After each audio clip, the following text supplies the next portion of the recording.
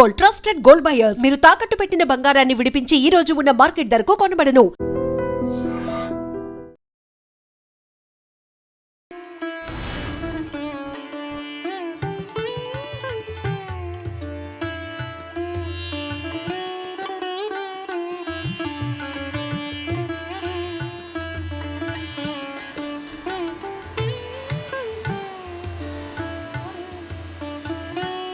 మేడారం హుండీల లెక్కింపుల్లో కోట్ల ఆదాయం వస్తోంది. ఇప్పటి వరకు 5 రోజుల పాటు హుండీల లెక్కింపు ప్రక్రియ పూర్తయిపోయింది. ఇక్కడ 11.83 కోట్ల ఆదాయం ఇప్పటికే వచ్చినట్టు అధికారులు అయితే వెల్లడిస్తున్నారు. ఇంకా పూర్తి స్థాయిలో లెక్కింపు చేపట్టేందుకు ఇంకా 2-3 రోజులు సమయం పట్టొచ్చు. అండ్ హుండీలో 18 దేశాలకు చెందినటువంటి కరెన్సీ లభించినట్టు చెప్తూ ఉన్నారు. డబ్బుల లెక్కింపు పూర్తయిన తర్వాత బంగారం, వెండి, ఇతర ఆభరణాలను లెక్కించబోతున్నారు.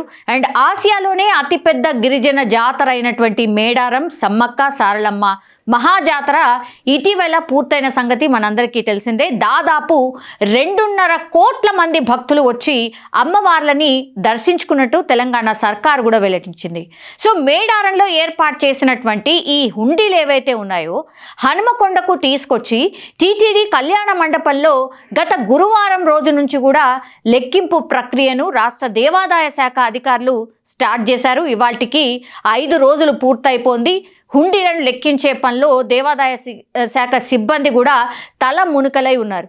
ఇక 5వ రోజు 163 హుండీలను లెక్కించిన అటువంటి అధికారులు ఇప్పటి వరకైతే ఆదాయం వివరాలను వెల్లడించిన పరిస్థితి.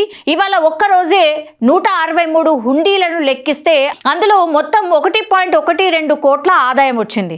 సో ఈ నేపథ్యంలోనే ఇప్పటి వరకు గత 5 రోజుల్లో మొత్తంగా కూడా 788 హుండీలను లెక్కించారు దేవాదాయ శాఖ అధికారులు. ఇందులో మొత్తంగా ఇప్పటి వరకు 11.83 కోట్ల ఆదాయం వచ్చింది. ఇందులో మన దేశ కరెన్సీతో పాటుగా విదేశాలకు చెందినటువంటి నోట్లు కూడా వస్తున్నాయని చెప్తున్నారు. ఇప్పటి వరకు దాదాపు 18 దేశాలకు చెందిన నోట్లు వచ్చాయని వెల్లడిస్తూ ఉన్నారు. మిగిలిన హుండీల లెక్కింపు ప్రక్రియ కూడా ముమ్మరంగా సాగుతోంది. లెక్కింపు పూర్తి కావడానికి మరో 2-3 రోజుల సమయం పడుతుందని ఒక అంచనా కూడా వేశారు. ఇప్పటి వరకు డబ్బులు మాత్రమే లెక్కించారు. ఈ నోట్లు మొత్తం లెక్కించడం పూర్తయిన తర్వాత బంగారం కావచ్చు, వెండి కావచ్చు, వెండి వస్తువులు కావచ్చు, వాటి బరువు ఆధారంగా విలువను నిర్ధారించబోతున్నట్టు కూడా అధికారులు చెప్తున్నారు. ఇక మేడారం మహాజాతరలో ఏర్పాటు చేసినటువంటి హుండీల ద్వారా వచ్చిన మొత్తం ఆదాయంలో 33% మేడారం పూజారులకు అందించబోతున్నారు. ఇక గతంలో నిర్వహించినటువంటి మహాజాతరలో సుమారుగా 13 కోట్ల ఆదాయం వచ్చింది. అయితే ఈసారి భారీగా ఈ అంచనా పెరగబోతున్నట్టు కూడా దేవాదాయ శాఖ ఒక అభిప్రాయం అయితే వ్యక్తం చేస్తోంది. గతంతో పోలిస్తే 3 రెట్లు అధికంగా హుండీ ఆదాయం వచ్చే అవకాశం ఉందని కూడా ఒక అంచనా అయితే వేస్తున్నారు. సో మొత్తం హుండీల లెక్కింపుకు దాదాపు 10 రోజులకు పైనే సమయం పడుతుందని అధికారులు చెప్తున్నారు. హుండీల్లో డబ్బులు, బంగారం, వెండి, ఇతర ఆభరణాలు, విదేశీ కరెన్సీ లెక్కింపు అంతా పూర్తయిన తర్వాత మొత్తం ఈ ఆదాయం ఎంత వచ్చింది అనే దానిపై ఒక అధికారిక ప్రకటన కూడా ఉండబోతోంది. సో ఈ మహాజాతరలో భాగంగా గద్దెల ప్రాంగణంలో మొత్తం 828 హుండీలను ఏర్పాటు చేశారు. మనందరికీ తెలిసిందే. వాటిలో 780 ఇనుప హుండీలు ఉన్నాయి, 45 వస్త్ర హుండీలు ఉన్నాయి, 3 బియ్యం హుండీలు ఉన్నట్టు కూడా దేవాదాయ శాఖ అధికారులు ఆల్రెడీ వెల్లడించారు. ఈ హుండీల్లో పాత 500, 1000 నోట్లు కూడా వస్తున్నట్టు సంబంధిత వర్గాలు అయితే చెప్తూ ఉన్నాయి.